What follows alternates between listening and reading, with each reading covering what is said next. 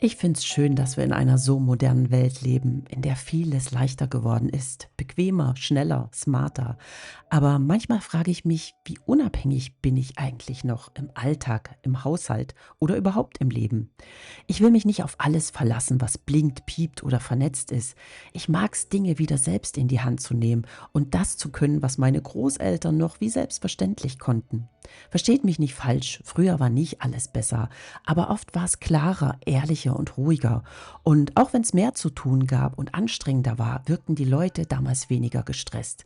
Ich habe das Gefühl, mehr ist nicht immer besser. Und genau darum geht es in diesem Video, um kleine Rückbesinnungen und den Wunsch, mich wieder auf das Wesentliche zu konzentrieren.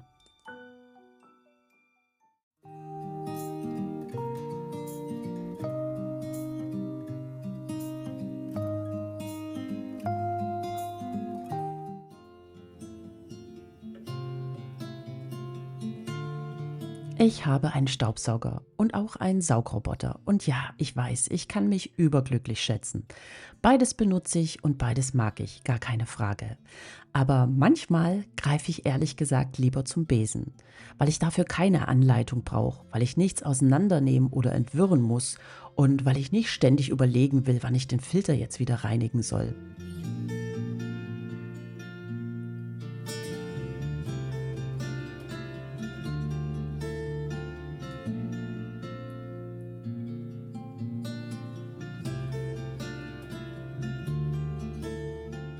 Manchmal habe ich echt das Gefühl, dass ich eigentlich mehr mit der Wartung von den Geräten beschäftigt bin, als mit dem, wofür sie eigentlich gedacht sind.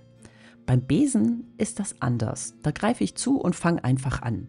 Ich sehe, was wirklich schmutzig ist und nicht, was ein Sensor erkennt.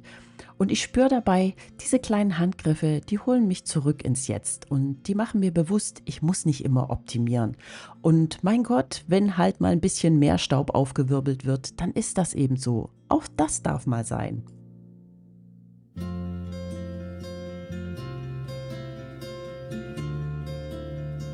Ich habe eine Waschmaschine und ich bin ehrlich froh, dass ich meine Wäsche nicht mehr bei jedem Wetter am Fluss übers Waschbrett ziehen muss. Und ja, ich habe auch einen Wäschetrockner und ich benutze ihn. Der spart mir Zeit, macht die Wäsche schön weich, besonders die Handtücher und vor allem, er bekommt die ganzen Hundehaare raus. Klar, dafür braucht er Strom, aber ich nutze ihn bewusst und nicht gedankenlos.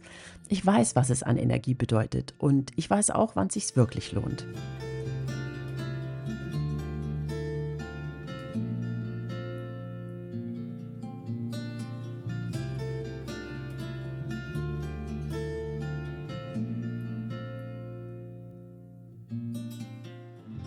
Aber wann immer es geht, hänge ich meine Wäsche draußen auf. Nicht nur, weil es ökologischer ist, ja, aber ich finde es auch einfach schön. Die Sonne ist dann mein Trockner und der Wind mein Weichspüler. Das UV-Licht bleicht, entfernt Flecke, es trocknet, spart Energie und die Wäsche riecht so richtig schön nach Sommer. Ich weiß, dass viele alles aufhängen, weil sie keinen Trockner haben und das finde ich auch total toll. Aber ich glaube nicht, dass es da nur ein richtig oder falsch gibt. Es geht nicht ums Entweder-Oder, sondern es geht darum, bewusst zu entscheiden. Und für mich gehört beides dazu, so wie es eben gerade passt.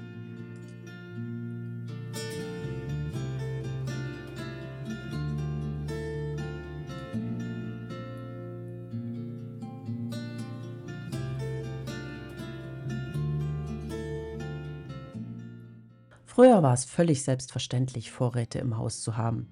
Die Läden hatten nicht permanent offen und viele Leute haben selber angebaut, eingekocht, getrocknet oder haltbar gemacht, weil eben nicht alles jederzeit zur Verfügung stand. Heute ist das ganz anders. Die Supermärkte haben fast rund um die Uhr geöffnet und manchmal reicht ein simpler Klick und alles wird bis vor die Haustür geliefert. Aber was, wenn es mal nicht so reibungslos läuft? Wenn die Preise plötzlich steigen, die Regale leer sind oder ich einfach krank im Bett lieg? Gerade zu Corona-Zeiten haben wir ja gemerkt, wie schnell sich alles ändern kann. Und ich will nicht erst dann anfangen zu überlegen, sondern vorbereitet sein. Ganz ruhig und ohne Panik. Für mich ist das auch kein Rückschritt, sondern eher ein Schritt in Richtung Eigenverantwortung und vielleicht auch ein bisschen wie früher, wo man weniger Auswahl mehr möglich gemacht hat, weil man wusste, was man hat und wie man es nutzt.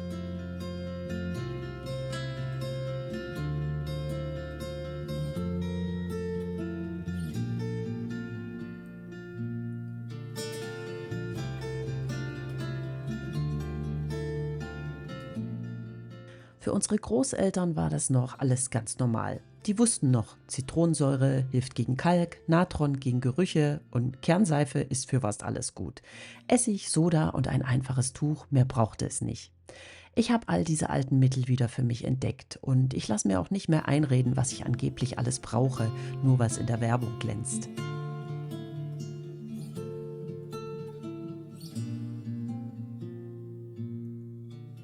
Ich weiß, dass das, was ich verwende, nicht gesundheitsschädlich und keine aggressive Chemie ist. Klar, auch Natron ist Chemie, alles ist irgendwie Chemie. Aber es macht eben den Unterschied, welche. Und ich merke ganz einfach, es funktioniert. Meine Flächen sind sauber und mein Gewissen auch. Ich weiß, dass das, was ich verwende, Plastik und Geld spart. Und ich habe auch das Gefühl, wieder Eigenverantwortung zu übernehmen, statt mir das andrehen zu lassen, was die Industrie mir einreden will.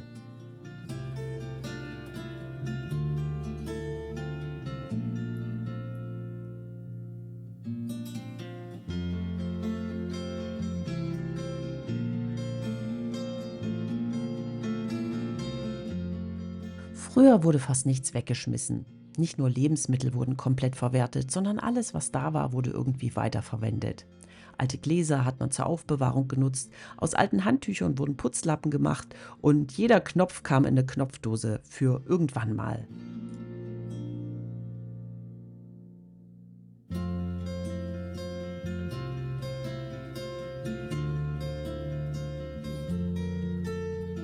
Heute sieht das oft ganz anders aus. Viele Dinge landen im Müll und werden einfach neu gekauft, weil es schneller geht, schöner aussieht oder sich eine Reparatur finanziell gar nicht lohnt. Ich versuche dem ein bisschen entgegenzuwirken, indem ich mit dem, was ich habe, achtsam umgehe. Ich pflege die Dinge, die ich nutze. Wenn ich kann, repariere ich kleine Sachen. Alte T-Shirts schneide ich zu Putzlappen und obwohl ich kein besonders begabter Nähmensch bin, kann ich einen Knopf annähen oder einen Riss flicken.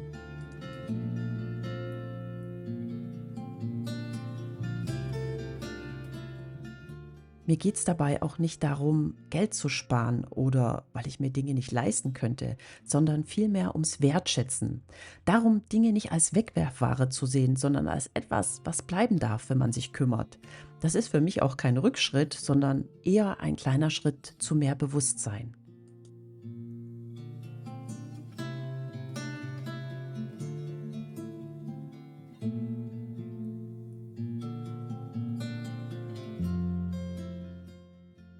Früher wusste man noch, wie es geht, da hat man es von der Mama oder der Oma gelernt. Eine Suppe kochen, ein Stück Fleisch braten, Butter machen, ohne Tüte, ohne Fertigmischung, einfach aus dem, was da war. Heute ist das oft anders. Im Supermarkt schreien einen die Packungen an, wie viel Zeit man sparen kann. Tüte auf, Wasser drauf, fertig. Aber das möchte ich nicht mehr, wegen der Inhaltsstoffe und weil ich wissen will, was ich zu mir nehme.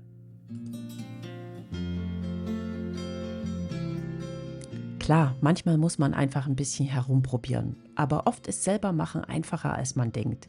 Ich mische unser Granola selber, statt Frühstücksflocken zu kaufen. Trockne Gemüse für die eigene Gemüsebrühe, mach Paniermehl aus Brotresten, back Hafercookies aus frisch gemahlenen Flocken und natürlich mein eigenes Sauerteigbrot. Wenn man es erstmal verinnerlicht hat, dauert das alles nicht länger als eine Packung aufzureißen. Früher war das ganz normal. Heute gibt's für alles eine fertige Lösung, aber auch oft viel Verpackung und wenig Inhalt. Ich versuche mich da Stück für Stück wieder ranzutasten, will noch mehr neue Dinge ausprobieren und altes Wissen wieder auffrischen, weil ich für mich und für meine Familie Verantwortung übernehmen will. Für das, was wir essen, für das, was wir wirklich brauchen und auch für das, was wir kaufen. Ich will wissen, was drin ist und nicht nur glauben, was auf der Packung steht.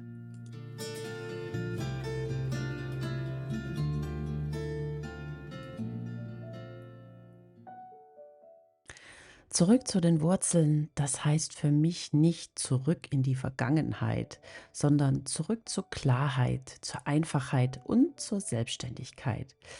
Ich will nicht alles selber machen, aber ich will wissen, wie es geht, für mich und für meine Familie.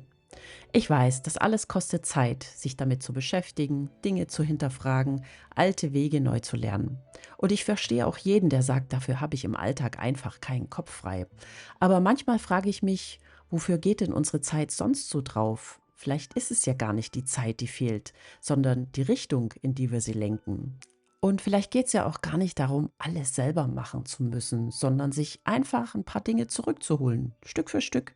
Ein bisschen mehr wissen, wie es geht, ein bisschen weniger abhängig sein und vor allem wieder selbst entscheiden, was einem wichtig ist. Sodele, und das war's auch schon wieder mit meinem kleinen Video. Ich hoffe, ihr konntet euch vielleicht die eine oder andere Inspiration mitnehmen und schreibt mir doch mal, ob ihr ähnlich denkt. Was heißt denn für euch zurück zu den Wurzeln, wenn euch das Thema überhaupt beschäftigt? Ich sage jetzt mal danke fürs Zuschauen und wenn euch mein kleines Video gefallen hat, dann freue ich mich natürlich wie immer über einen Daumen nach oben als kleines Dankeschön und Zeichen der Wertschätzung. Für uns geht es jetzt erstmal um Urlaub und danach melde ich mich frisch und erholt mit neuen Videos. Ich sage jetzt mal Danke und Tschüss.